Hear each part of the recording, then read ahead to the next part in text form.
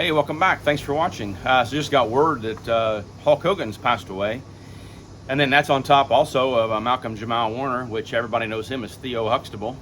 And then Ozzy Osbourne passing away this week as well. I mean, here's three cultural icons from the 80s, what I grew up with. And I will be honest and say I was not an Ozzy Osbourne fan. I never was. That wasn't my shtick. But, you know, I grew up with Theo Huxtable.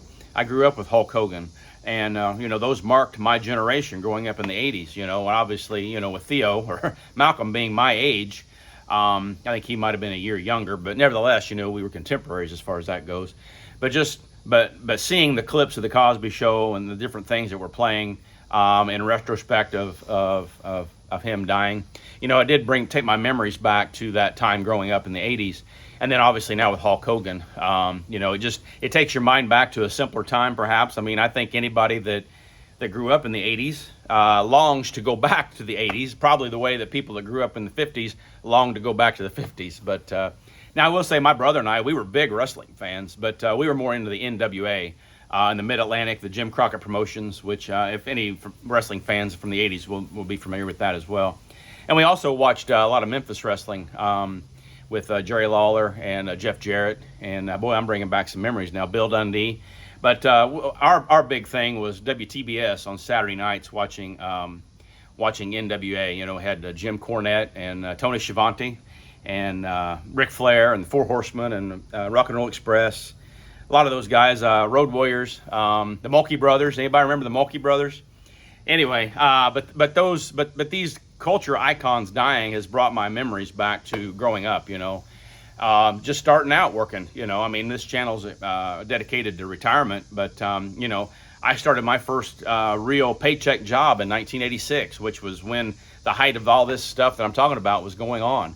And so, you know, just seeing these folks die now takes your memories back, and boy, it really makes you want to go back and relive some of those teenage years, perhaps, or those years growing up that you had, where that life was perhaps more carefree than what they are today. It seems like now, you know, things have changed. Probably the way that things have changed from the 50s to the 80s, while things have changed from the 80s to today. But nevertheless, just some thoughts on here about just going back to the 80s and how I kind of wish I'd go back there, but if I could be retired, you know.